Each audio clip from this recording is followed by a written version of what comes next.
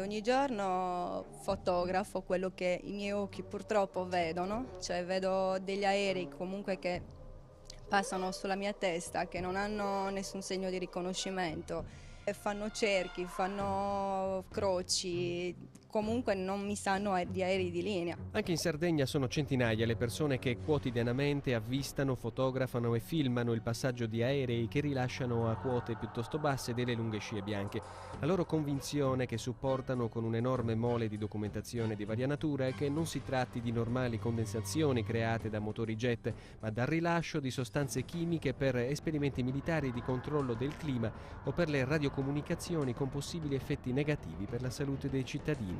Dopo che passa l'aereo che rilascia la scia, praticamente questa scia rimane nell'aria, piano piano si allarga fino a formare poi una cappa nel cielo.